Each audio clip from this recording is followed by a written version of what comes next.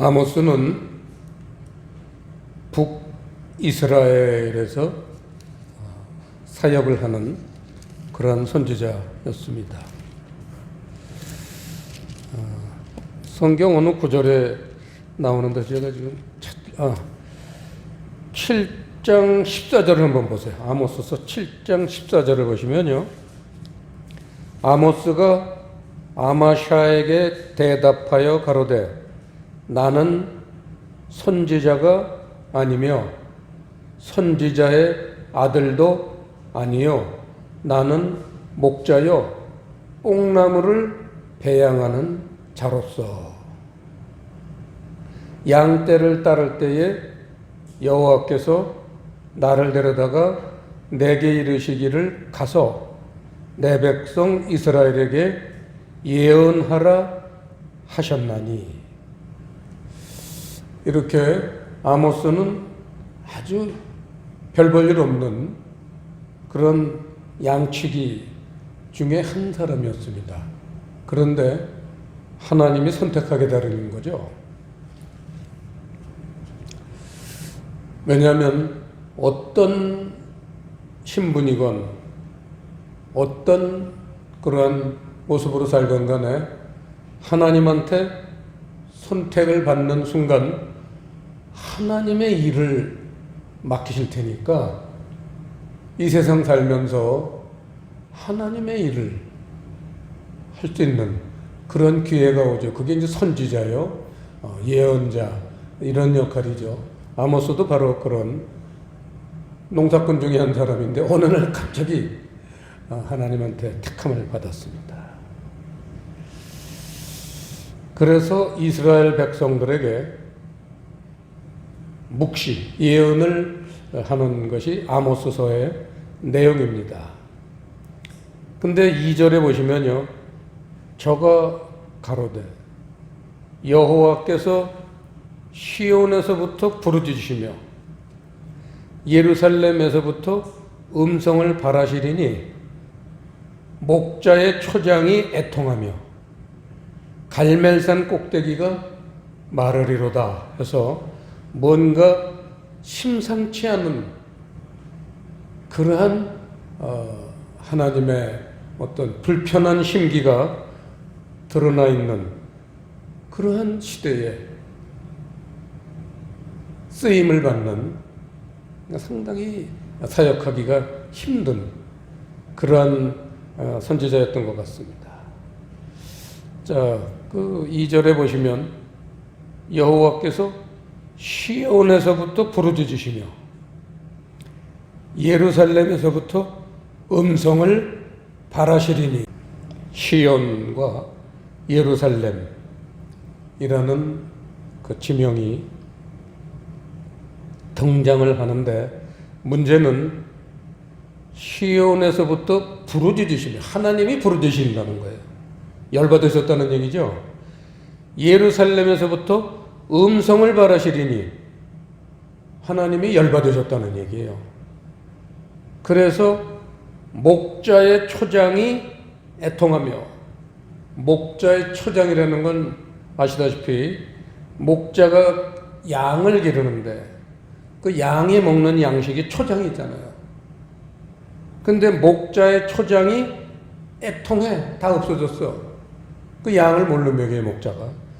갈멜산 꼭대기에 마르리로다. 갈멜산 꼭대기. 산 꼭대기라는 건 항상 말씀이죠. 산 꼭대기라는 건 하나님께서 말씀하시는 곳. 그게 산 꼭대기입니다. 신의 산도 그랬고. 그렇죠. 근데 마르리로다. 그러니까 말씀이 마른다는 거죠. 사라지는 거죠. 이러한 시대에 아모스가 예언을 하게 생겼어요. 근데 아모스는요 BC 750년 전후에 북이스라엘에서 활동을 하던 선지자입니다. 여러분 BC 750년 전후 하면은 생각나시는 연대 혹시 기억나십니까? 북이스라엘이요, BC 722년에 멸망했잖아요. 그러니까 자기네 나라 조국이 멸망하기 한 20, 30년 전에. 그러니까 하나님이 얼마나 급하셨겠어요. 정신 차리지 못하고 30년도 안 되는 그런 장래에 나라가 송두리 없어지게 생겼는데, 그런데 뭔가 딴짓하고 사는 그 이스라엘 백성들에게 아모스라는 이 정말 양이나 치고 뽕나무나 기르던 정말 순수한 그런 농사꾼을 들어서 쓰시는 거죠. 쓸만한 사람이 없다는 얘기예요. 이런 시대에 아모스가 예언을 한 것이니까 새겨 들어야 되겠죠. 자, 그러면 이 아모스가 이스라엘에 대한 묵시를 했는데 그 대상은 누굽니까? 이런 부분 한번 점검해 볼 필요가 있을 것 같습니다. 아모스 시대의 그 백성들입니까? 이렇게 생각한다면은 초짜 중에도 초짜입니다. 초보 운전 붙이고 다니는 셈이죠. 신앙생활 하면서.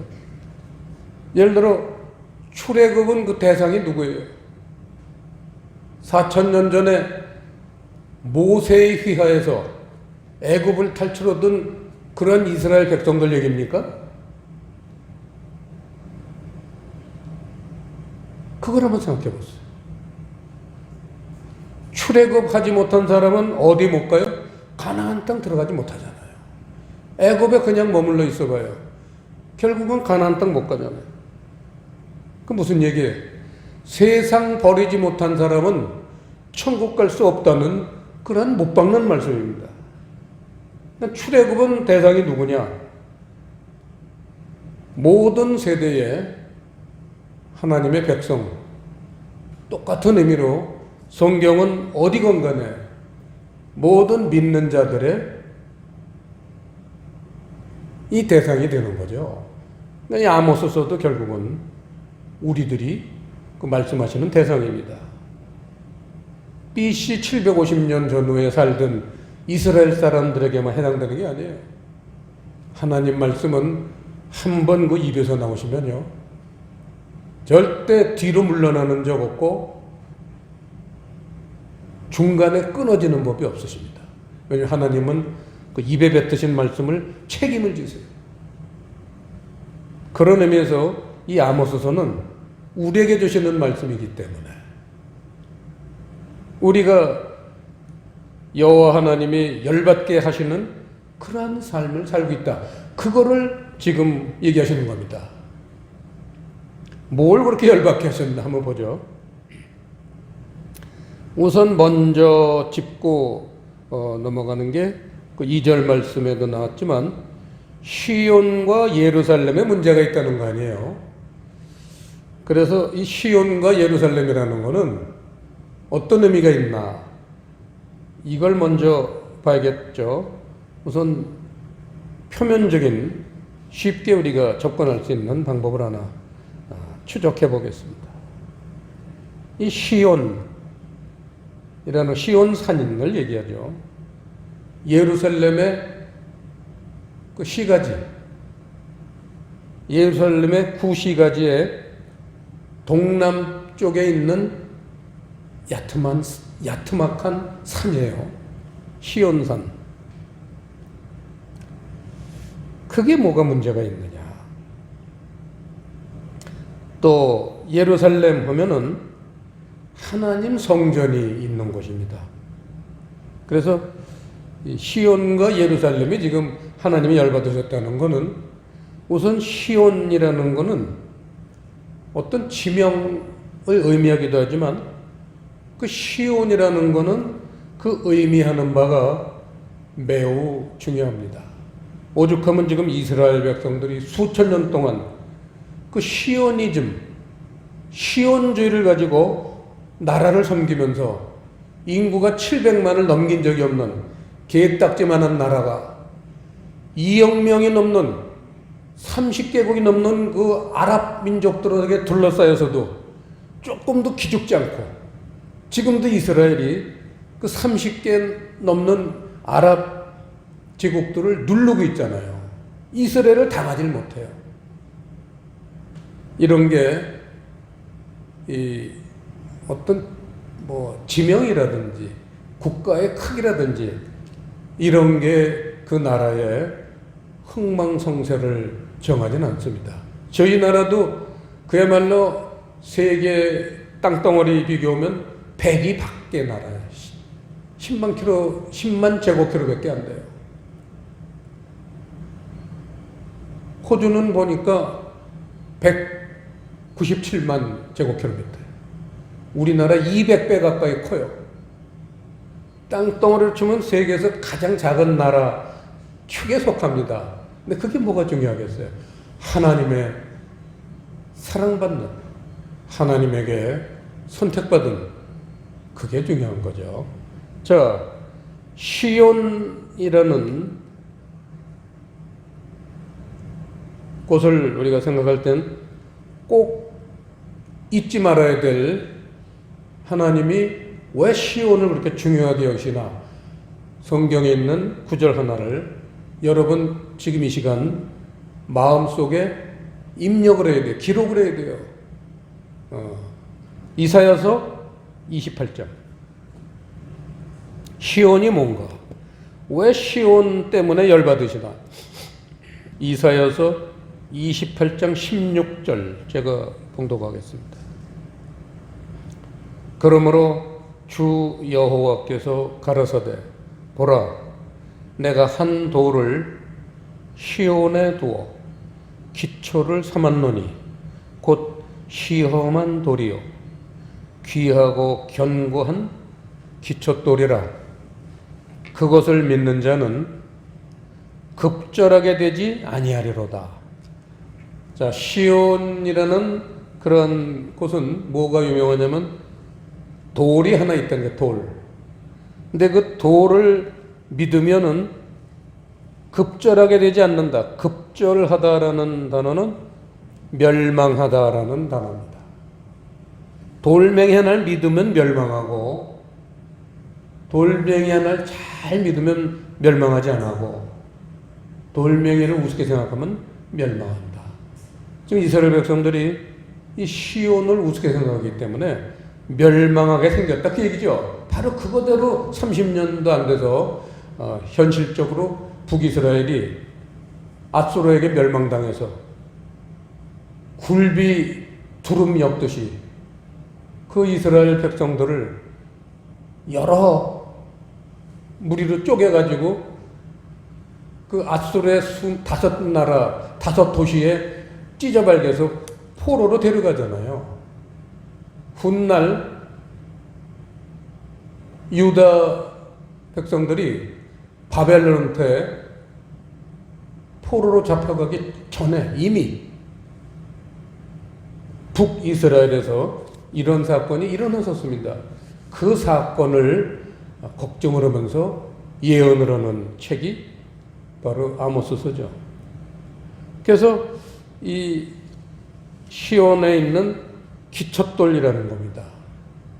거기다 한 줄 더 이사야서 28장하고 하나 더 우리가 시온에 대해서 어떻게 전개됐냐 신약시대 마태복음 21장 거기다 이렇게 관주를 2개를 달아놓으세요. 이사야서 28장하고 마태복음 21장 마태복음 21장 42절부터 43절까지 보시면요.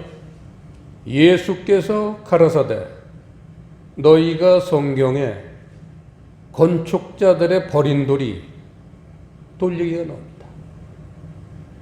모퉁이의 머릿돌이 되었나니 이것은 주로 말미암아 된 것이요 우리 눈에 기이하도다. 주라는 것은 퀴리어스 주님 얘기입니다.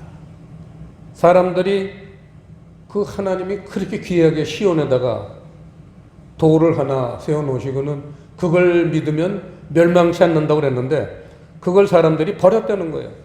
버렸는데 주님이 그걸 주워다가 모퉁이의 머릿돌, 여러분 집 질 때 그 초석이라고 써 있기도 하고 영어로는 코너스톤이라고, 이 건물을 질 때는 반드시 어떤 기준점이 있어야 돼요. 거기서부터 이제 이쪽으로 나가고 저쪽으로 나가서 건물을 짓잖아요. 그 코너에 있는 기초돌, 그거 얘기입니다. 집을 짓는다는 하나님 성전 짓는 얘기죠. 하나님 성전을 짓는데 이 기초돌이 없어서는 뭐 짓지도 시작도 못합니다. 이스라엘 백성들은 하나님 성전을 짓는 거를 시작도 못했어요. 그런데 그 아들 예수 그리스도께서 그 하늘나라의 영광을 다 버리시고 육신을 입고 이 땅에 오셔서 그 사람들이 버린 돌, 그걸 주워다가 코너스톤, 기초석으로 세우셨다는 거예요. 이 얼마나 놀라운 우리 주님의 사역입니까? 그러면서 그 43절 보시면요. 그러므로 내가 너희에게 이르노니 하나님의 나라를 너희는 빼앗기고, 그게 무슨 얘기예요? 그 기초돌을 믿지 않는 인간들은 하나님의 나라를 빼앗긴다는 거예요. 천국 못 간다는 거죠. 그 나라에 열매 맺는 백성이 받으리라. 그렇게 이 놀라운 메시지를 전하고 계십니다. 그냥 예수만 믿으면 천국 간다고 그냥 두리뭉실 얼렁뚱땅 사는 오늘날 현대 교회에 들떨어진 믿는 자들에게 놀라운 메시지를 주시는 겁니다.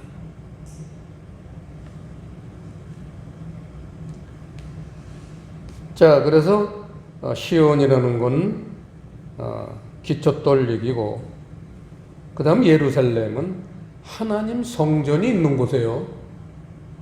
지금도 바로 예루살렘이 있어요. 근데 그거는 이방인들이 점령을 해서 이 아랍인들이 자기들 성소로 쓰고 있습니다. 황금동이라고 해서. 그게 무슨 얘기냐면 하나님이 믿는 자들이, 신실한 믿는 자들이 없기 때문에 이방인들에게 성전을 내준 셈이에요. 그 이유가 뭐겠어요? 샘내게 하려고. 너희들이 나를 제대로 섬기지 않으면 이렇게 성전을 이방인들에게 뺏긴다. 지금도 똑같게 있습니다. 결국은 교회들이 지구상에 나라마다 수없이 많지만 하나님을 제대로 섬기는 교회는 거의 없다고 봐야죠. 만약에 하나님을 섬기는 정말 예루살렘의 가치가, 하나님이 부여한 그러한 예루살렘의 가치를 복원시키고 있다면은 당장이라도 하나님이 이방인들한테 그 성전을 뺏어서 하나님 성전을 회복시켜 주시지 않겠습니까? 여러분 아시다시피 그게 얼마나 역사와 전통을 자랑하는 자리입니까? 아브라함이 그 아들 이삭을 번제로 드렸던 장소요. 다윗이 인구수를 믿고 하나님을 의지하지 않고 인구 많은 거, 군대 많은 거 갖고 왕을 하려다가 혼났던 장소, 아라우나 타작마당 그 자리고, 솔로몬이 처음으로 성전을 졌던 솔로몬 성전, 그게 전부 똑같은 동일한 장소입니다. 하나님은 결코 다른 장소를 이 지구가 멸망할 때까지 바꾸지 않습니다. 그건 무슨 얘기예요? 한 분 여호와 하나님을 올바로 섬겨라 이거예요. 성전 자리는 절대 바꾸시지 않습니다. 그런데 지금도 이방인들에게 그걸 점령을 당해서 산다는 것은 이 땅의 그리스도인들이 올바른 그리스도인이 거의 없다고 봐야 되죠. 이걸 생각을 해야 되는데 교회들마다 무슨 뭐 예수 믿니까 다 천국 간다고 아주 방탕하고 방자하게 살고 있습니다. 이걸 오늘 지적하자는 게 아모스서입니다. 보시죠. 아모스서 4장 좀 넘겨서요. 오늘은 아모스서 강해입니다. 거의 아모스서만 볼 겁니다. 아모스서 4장 보면요.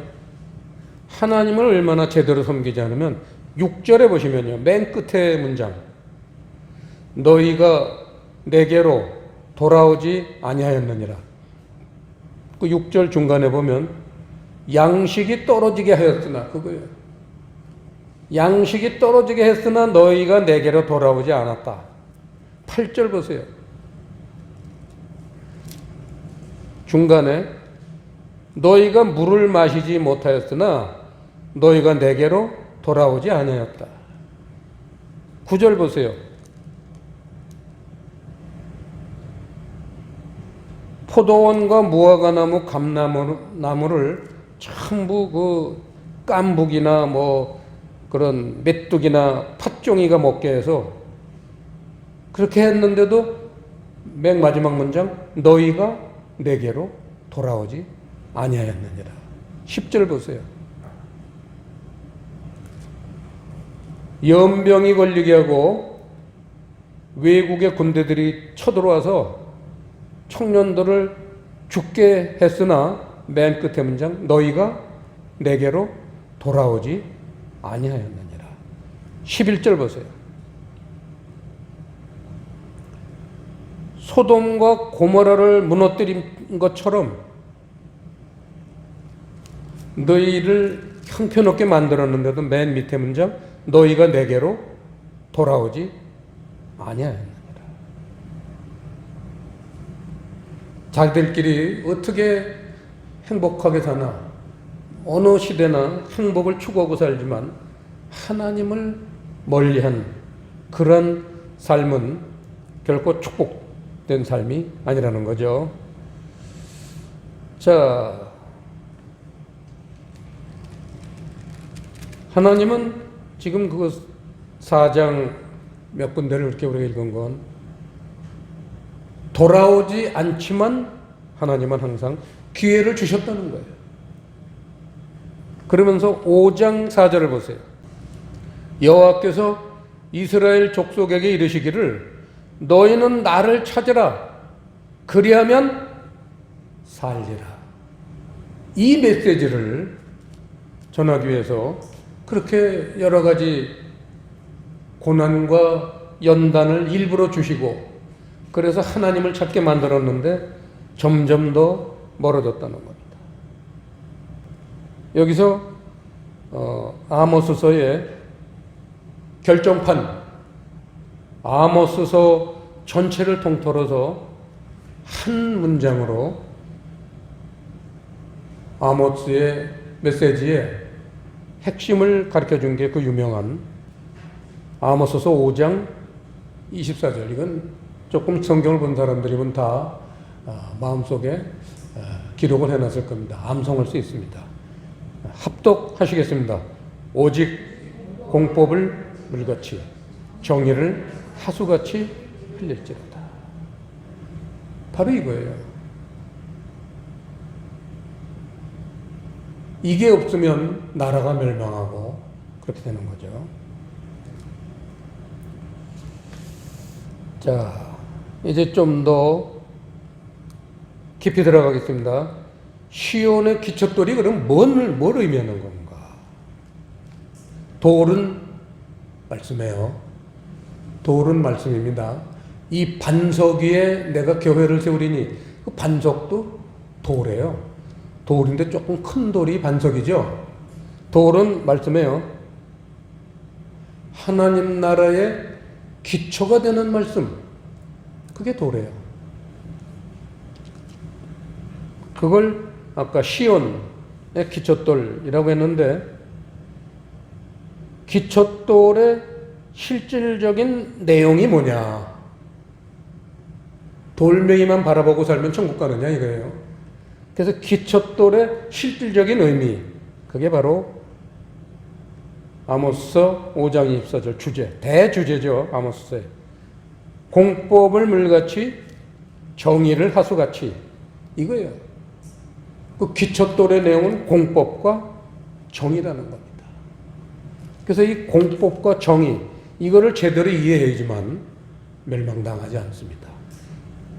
우리 푸른 교회는 이게 교과서이기 때문에 어려울 것도 없습니다. 공법이라는 단어는 칠판에 보시면 미시파트, 수없이 우리가 반복해서 보는 진리, 또는 진리가 뭐냐? 하늘 가르침. 하나는 제가 안 사는데 하늘 교훈. 진리라는 건 하늘 가르침, 하늘 교훈이라는 겁니다. 그 다음에 정의. 정의라는 거는 체다카라는 단어입니다. 체다카. 사랑이죠. 하늘 사랑. 영적인 사랑. 그 얘기죠. 아까 공법이라는 건, 진리라는 건 영적인 가르침. 그 얘기입니다. 그런데 5장 7절을 보시면요. 이스라엘 백성들이 어떻게 살았느냐. 5장 7절을 보시면 공법을 인진으로 변하며 정의를 땅에 던지는 자들아, 진리와 사랑을 개똥처럼 여겼다는 거예요. 개똥처럼 던져버렸다는 거예요. 이러니 이스라엘이 제대로 살아남겠어요? 지금 그 얘기입니다. 그래서 이렇게 공법과 정의를 내쳐버린 이스라엘 백성들에게 당연히 징계가 임하겠죠? 그 징계의 내용이 오늘 말씀의 하이라이트입니다, 사실은. 아모스서 8장 10절하고 11절 말씀. 이게 하나님의 징계입니다. 한마디로 오늘날도 하나님을 제대로 섬기지 않고 그저 그냥 세상에 빠져서 사는 그런 교인들에게 주시는 두 가지 징계입니다. 첫 번째 징계는요, 아모스서 8장 10절 말씀 중에 이걸 한 절 한 절 다 해설을 내면 시간이 너무 부족해서 오늘은 그 중에 하나, 중간에 보시면요, 모든 머리를 대머리 되게 하며, 요거 하나하고 11절 말씀 두 가지만 보겠습니다. 모든 머리를 대머리 되게 한다. 이 대머리가 된다는 거는요, 결코 좋은 의미가 아니면 징계받는 거니까 하나님한테 징계받는 내용이 대머리 되게 한다는, 거기다가 왕하, 열왕기하죠. 왕하 2장 23절이라고 대머리에다가 주석을 다시고 찾아보시는 겁니다. 열왕기하 2장.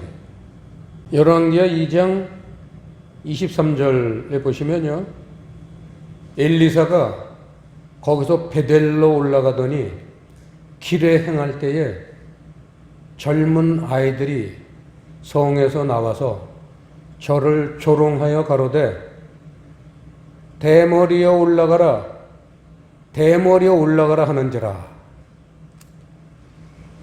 이런 이해하기 힘든 이 난해 구절 중에 하나예요. 그래서 오늘 이거를 심층 분석 좀 하겠습니다. 이게 무슨 의미냐. 자, 케레아흐. 발음이 좀 어려우니까 쓰세요, 여기다. 케레아흐 라는 단어입니다.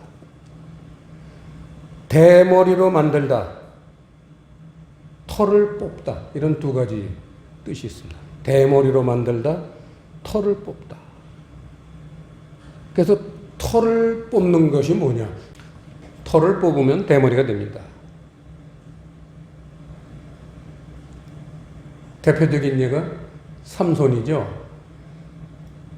털을 밀어버리면 대머리가 돼요. 삼손은 대머리가 됐습니다.